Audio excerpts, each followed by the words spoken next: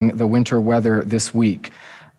Just some housekeeping to get started. Members of the media can submit questions into the chat box here in the Zoom call, and we'll get to as many as we can.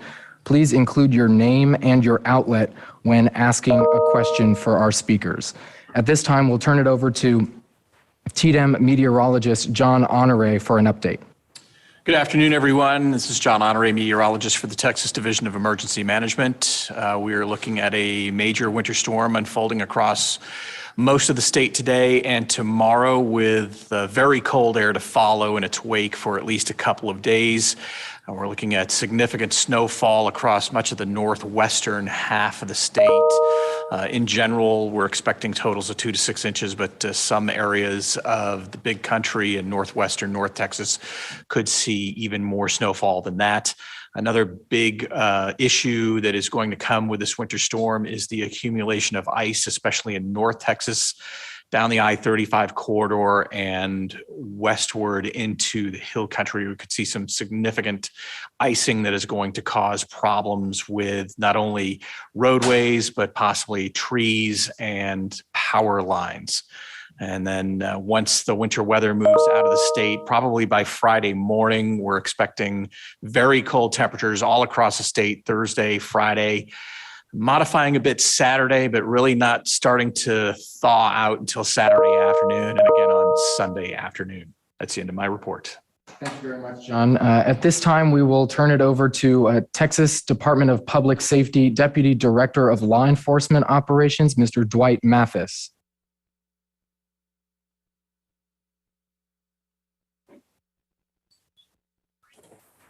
Hi there, this is Erica Miller with the Texas Department of Public Safety. We are having a few connectivity issues, so wanted to just give the update for the Deputy Director. The Texas Department of Public Safety has been busy preparing for this weather event for the last few days. We now have personnel stationed across the state in all DPS regions on standby and ready to respond as needed. Personnel are well equipped, of course, and will be able to assist our state and local partners as weather and road conditions deteriorate. DPS is now in constant contact with local law enforcement agencies across the state and has offered assistance there as well. We'll continue working with these agencies over the next few days, and we'll be ready to respond with whatever assistance they need. This could be traffic enforcement, accident response, and even helping close down roads if that becomes necessary. The department is in close contact with the Texas Department of Transportation to assist with issues on the roads across the state. Our troopers in particular are on standby and will be helping TxDOT road crews and drivers as needed. We'll continue to watch the weather situation across the state, and we are ready to make adjustments as those conditions change statewide. And finally, the department just really wants to remind people to limit their travel, as this will be dangerous in many areas across the state with the ice and potentially the snow. This is a time to stay off the roads, and if you can, stay safe at home. If you must travel, please be as safe as possible by allowing extra time to get to your destination. You should share your travel plans and your route with friends or family members so they know where you will be going and where you'll be traveling. Make sure your gas tank is full, slow down, and be sure you have an emergency kit in your car that's well stocked with different things like water, snacks, blankets, extra warm clothing, a first aid kit, and jumper cables. We know these have been echoed by many agencies in the past and anytime we have a weather event, but they are worth repeating because these are the things that do save lives. And we just need all Texans to put safety first over the next few days as we deal with this weather event. And that is the end of our report. Thanks very much, Erica. Appreciate that. Let's now shift gears to the Texas Department of Transportation and Media Relations Director Veronica Beyer. Hey, Veronica. Hi there. Thank you for letting me join this call. Since last Sunday, TxDOT has been preparing for the storm. We divide our state into 25 districts. And so the entire state right now at this point, all 25 districts are in operation mode, doing some kind of weather preparations. We have crews ready for 24-hour operations, and that way we can move teams where and when needed. At this time, it's about 4,000 team members and more than 2,000 pieces of equipment. Some teams are already dealing with ice and plowing snow, and then others are still pre-treating. We've already used 500 million gallons of brine, and our salt reserve is in full force. What we're really asking everyone to do is stay inside when this really hits. Safety is TxDOT's top priority. And while we're working with our partners to pre-treat and treat and maintain roadways during the severe weather, we really need people's help to stay home if they can. It's important to note that weather can change drastically and immediately, like we saw with Uri, which will then affect driving conditions. So when the temperature drops to a certain point, all of the pre-treatment that we're doing won't even matter because the road can still freeze over. So that's really important to recognize. And that's what happened with Uri. So we're doing all this work, but there is a certain level where the temperature drops where even the pre-treatment will freeze. So you have to be very aware of that. And that's why we ask people to stay home if you can. So again, the best advice we can give you is stay off the roads if you can. That way you can keep yourself safe and others around you. Also, it's important to note that we are focused more so on the major thoroughfares, roadways like interstates, where people are driving the most, not the farm to market roads. So if you have to get out of the house, be aware that those have not been treated for the most part. For driving conditions, visit drivetexas.org. Drivetexas.org is going to be your best bet for up to the date road condition information. And then for the latest news from us, just follow us on our social media channels. That's all I have. Thank you so much. Thanks, Veronica. At this time, we'll ask Public Utility Commission of Texas Chairman Peter Lake for his remarks. Thank you. At this point, we have no significant outages across the state, but we do want to remind folks that we expect icing on power lines and tree branches that may result in local outages. This does not mean there's a system-wide issue or problems with grid reliability. If you do experience an outage, please contact your local provider. A list of providers can be found on the Public Utility Commission website of puc.texas.gov/storm. In addition, the PUC and Ercot will continue to operate under the conservative approach that is consistent with the reforms we've adopted over these last few months. We will be operating with an additional margin of safety by having more reserves online and using an abundance of caution in bringing more reserves online sooner rather than later. We will continue with a reliability-based business model that focuses on consumers and households rather than the old crisis-based business model that was in place this time last year. Importantly, we've implemented weatherization and winterization requirements that not only meet but exceed federal standards. Those requirements cover both generators and poles and wires. Ercot has conducted inspections across our fleet with near universal compliance, so we know that this winter our generating fleet is hardened and prepared for this storm. We have also worked with the Railroad Commission to identify critical infrastructure in the natural gas supply chain so that critical elements of that supply chain will continue to deliver gas to power generators in the event of emergency conditions. We have also implemented market reforms that, unlike in the past, allow generators to recover the costs of firm fuel and redundant fuel supplies. So they will have more resilient fuel supplies this winter than last. In the days approaching this event, our generators have conducted preemptive maintenance to ensure that all available assets will be online and generating power later this week. They've procured extra fuel. And in addition, crews have been pre-positioned at generators across the state. So if there are operational issues, they can be addressed immediately. Finally, our poles and wires companies have pre-positioned thousands of personnel and resources in addition to mobile generators to mitigate any local outage issues. And finally, I'll remind folks that local outages due to icing on wires or fallen tree branches do not indicate reliability concerns with the grid. If you experience local outages, contact your local provider. Thank you. Thank you very much, Chairman. At this time, let's go to the Electric Reliability Council of Texas and Interim CEO Brad Jones. Go ahead, sir. Hi, thank you very much. On Friday, January 28th, Ercot issued an operational condition notice for forecasted cold weather starting today, Wednesday, the 2nd of February. On January 31st, we upgraded that to an advisory. And then yesterday, we took that to a watch. A watch is the highest level of pre-event notification that we have at Ercot. The Wednesday morning forecast for electricity demand through Saturday remains in the same range as it has for the past week. Again, we believe that our highest expected demand will be on Friday morning at 8 a.m. Ercot has requested enforcement discretion for generators from the TCEQ this morning, and we are continuing to use our conservative approach to grid management and forecast to make sure that we are all prepared.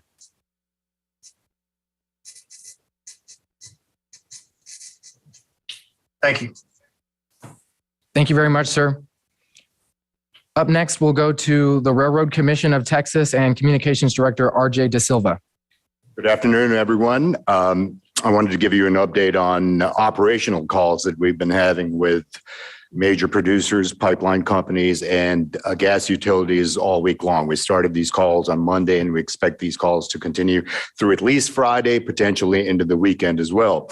The companies that we've been having these operational calls with do not anticipate any major problems because of this freezing weather. They've taken precautions in winter preps. Several of them have told us that they are staffing their facilities 24/7 for this over the course of this freeze. And a lot of the pipeline companies are doing what's called line packs, which is essentially storing gas inside the pipeline. So they've been updating us on a daily basis on how things are going. And again, as I mentioned, no major disruptions anticipated. We've also asked operators to provide us information. So it's a two-way call system, if you will. And we've asked them to let us know of any icy conditions that they may be facing around their icy road conditions they may be facing around their facilities. And when they do report those conditions to us, or if they do, we'll pass that along to TxDOT to get help to get those operators, crews, and trucks in and out of the facilities.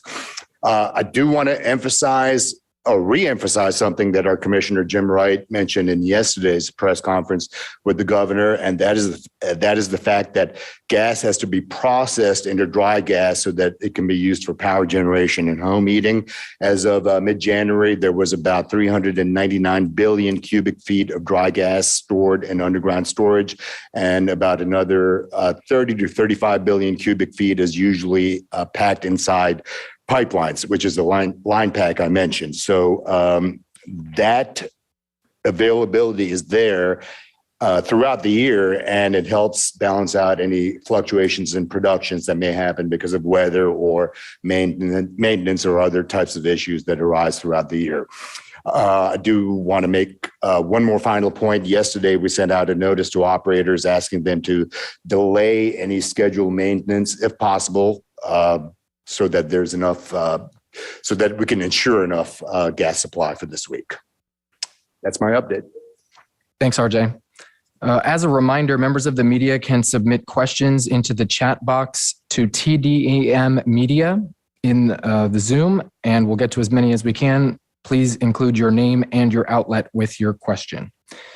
At this time, before we go to questions, we'll turn it over to TDEM Chief Nimkid. Hey, thank you, Wes. And this is a request from me to all of our media partners out there.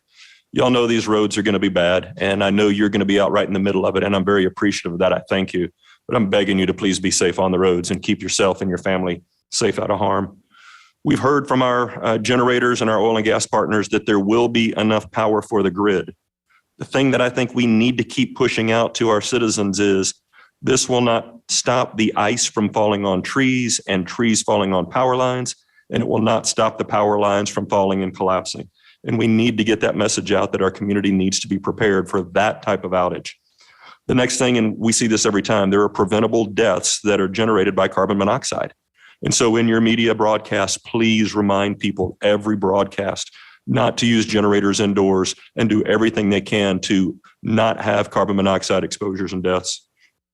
And then last, I would ask the youth that through all of your local outlets, ask your hospitals, ask your nursing homes, ask all of those vulnerable populations what they are doing to prepare for this.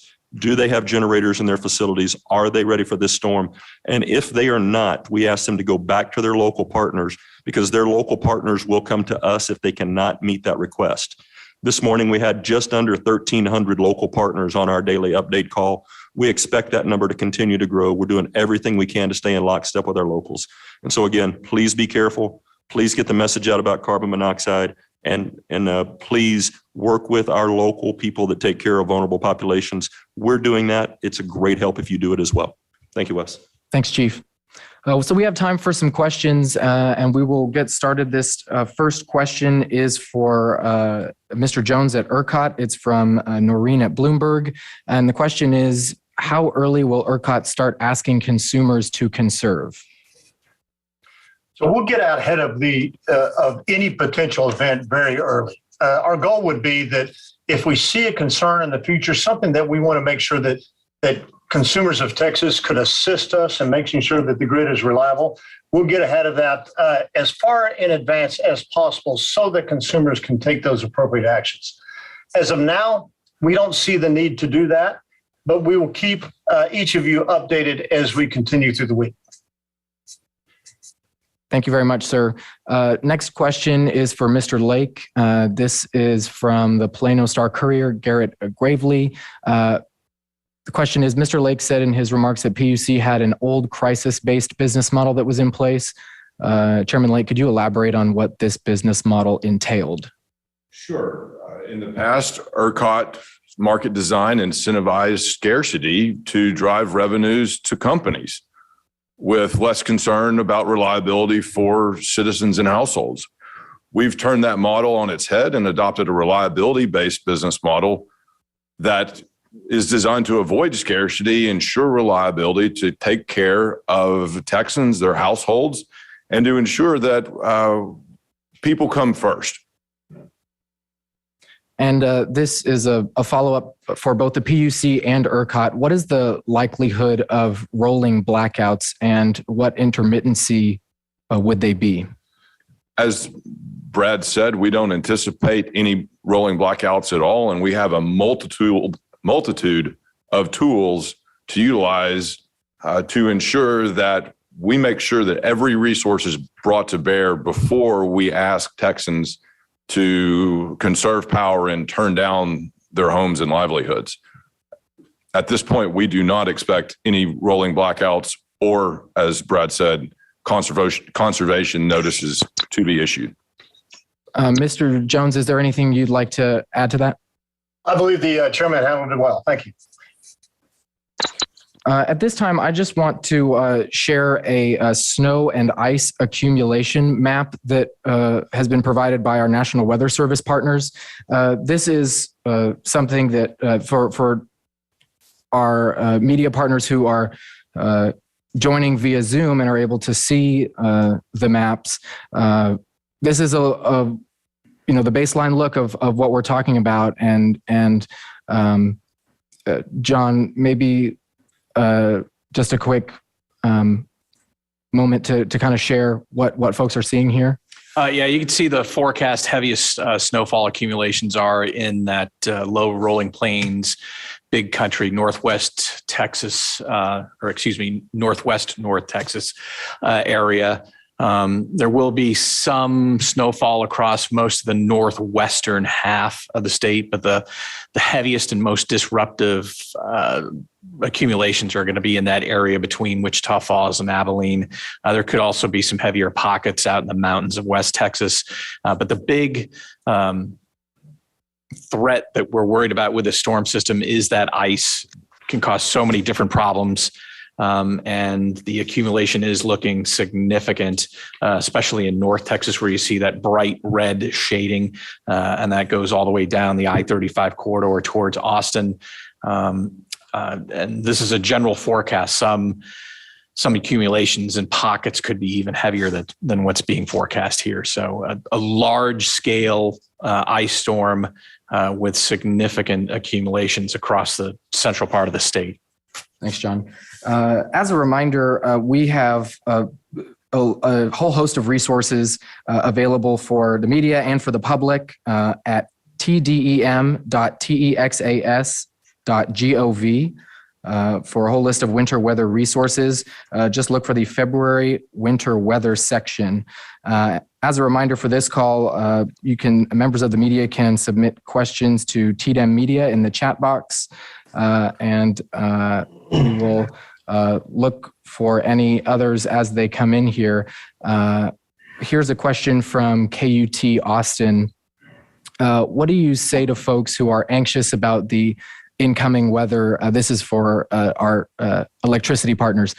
What do you say to folks who are anxious about the incoming weather and thinking about the blackouts that happened last February? Is there any reassurance you can give that this event will look different? Absolutely.